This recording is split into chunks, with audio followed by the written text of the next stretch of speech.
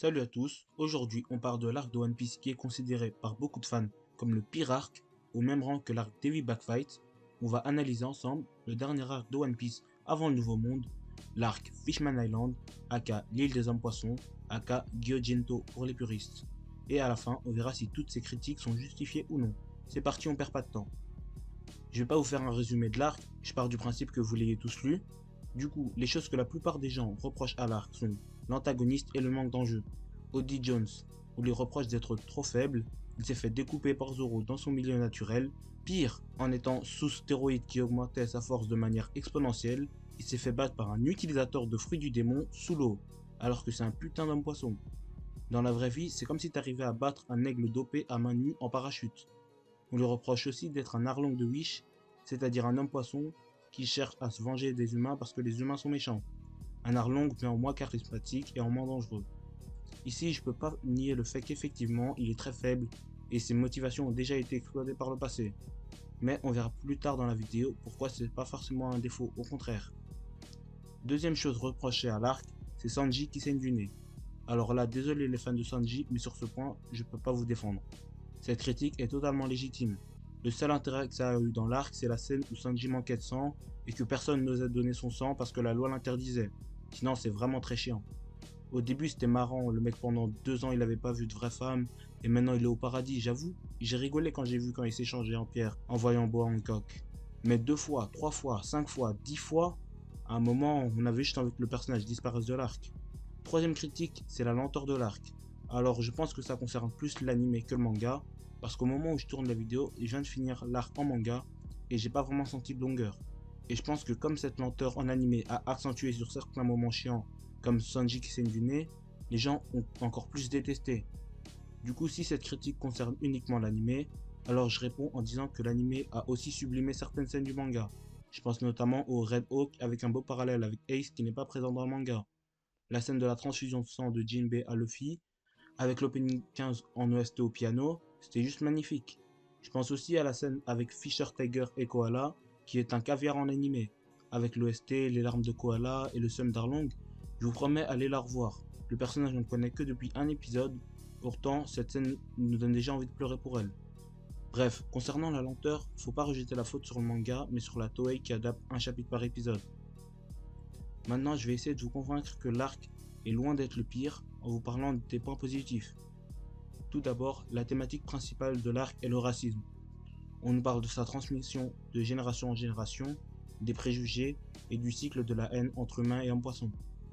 Concernant l'antagoniste, le plus dangereux dans cet arc, c'était pas Oddie Jones, mais plutôt la méfiance des hommes-poissons envers les humains.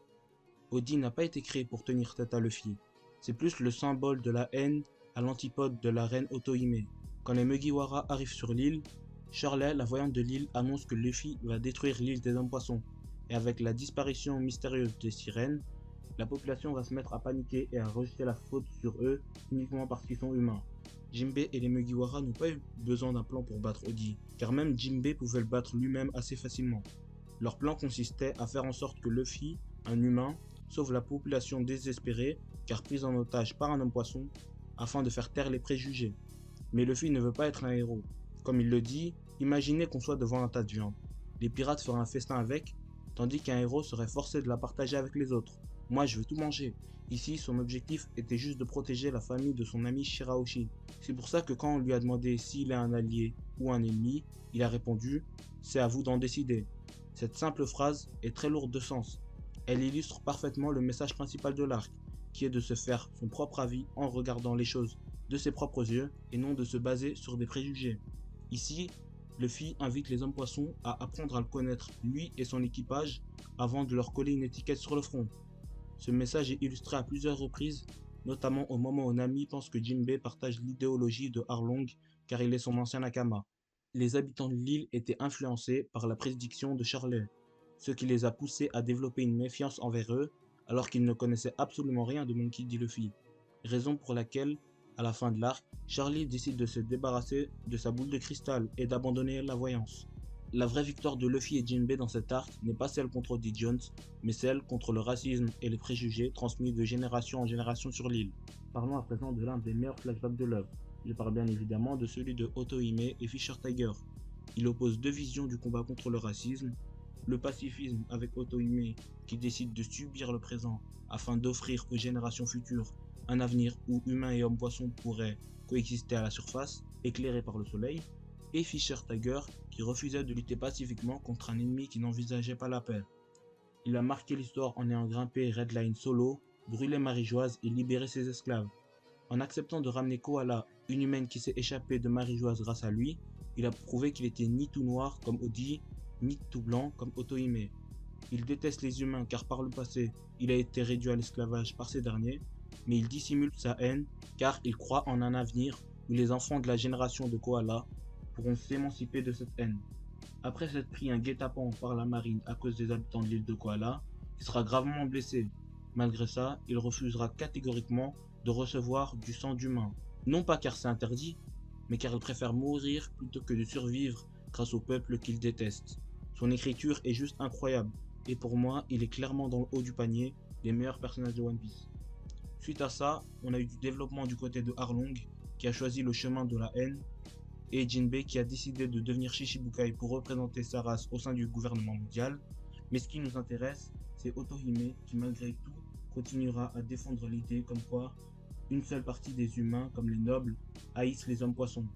Elle ira même jusqu'à protéger un dragon céleste qui allait se faire exécuter devant des enfants.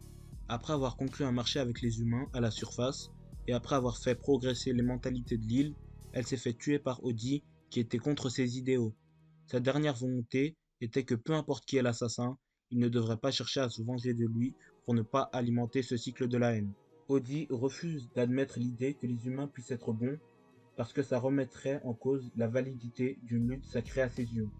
Il ne souhaite pas la paix, il souhaite juste alimenter ce cycle de la haine par le biais de la vengeance, quitte à détruire son corps. Quand le prince Fukaboshi lui demandera ce que les humains lui ont fait, il répondra en un seul mot. Rien. Tout simplement. Rien ne justifie sa haine envers les humains. Pour lui, c'est juste d'ordre naturel de les martyriser.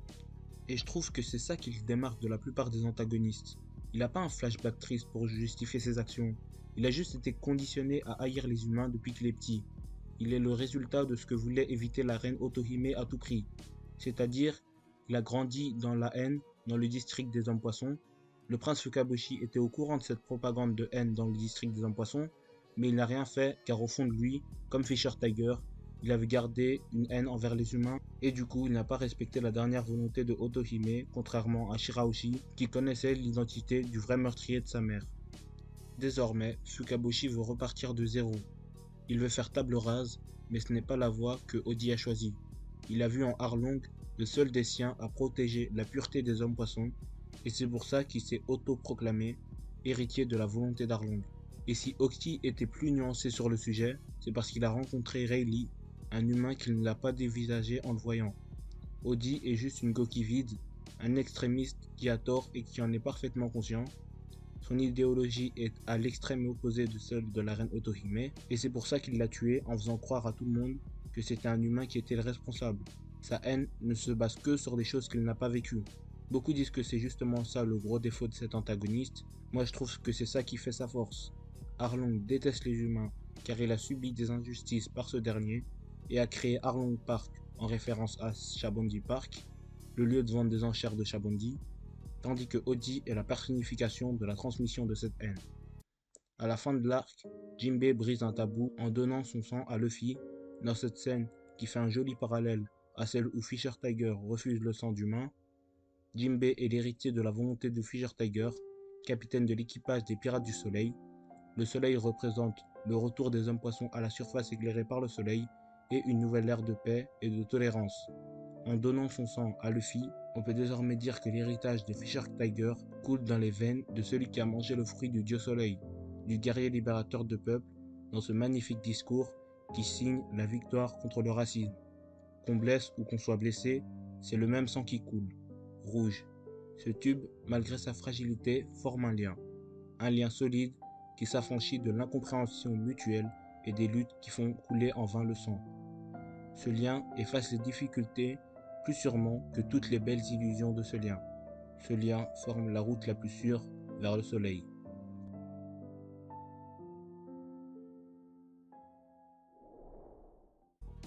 La fin d'arc nous introduit les éléments qui se sont passés durant l'ellipse des 2 ans, comme le combat entre Akainu et Aokiji, mais aussi l'ascension de Teach au niveau d'empereur.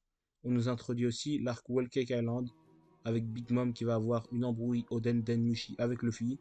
On nous introduit Pudding, Pecoms et de l'œuf. Cette fin d'arc vient planter les graines des événements qui arriveront dans plusieurs centaines de chapitres, et Oda est très fort pour ça. On a aussi eu des révélations sur Joy Boy et l'arme antique Poséidon. Pour finir, je dirais qu'en termes de dessin, cet arc est le summum de l'art d'Eiichiro Oda. Les dessins et particulièrement les décors sont absolument magnifiques. On retrouve un peu cette vibe Skypiea avec des doubles planches qui représentent des éléments énormes par rapport aux personnages, que ce soit les rois des mers, le palais de Ryugu, le Noah ou bien les plans larges de l'île. Tout est parfaitement dessiné. Bref, finalement, est-ce que la haine envers cet arc est légitime? Eh bah pour moi, non, clairement pas. En termes d'écriture, c'est l'un des meilleurs arcs de One Piece, et j'ai pas peur de le dire haut et fort. Même s'il souffre de certains défauts, ils sont compensés par ses énormes qualités, ce qui en fait un arc très bon, sans pour autant être forcément dans le top 10 des meilleurs arcs. Après j'ai envie de dire, One Piece a tellement d'arcs incroyables que c'est compliqué d'être dans le top 10. Pour moi, si cet arc est aussi détesté, c'est parce qu'après la saga épique de Marineford, les fans avaient de trop grosses attentes, et la transition entre les deux arcs en termes d'enjeu est trop flagrante. Et c'est normal, vu que le but de l'arc n'était pas de nous proposer des combats épiques, mais de nous raconter l'histoire des hommes poissons à travers plusieurs personnages. Merci d'avoir regardé cette vidéo, tu connais la chanson, abonne-toi, like, partage, c'était Aizo, ciao.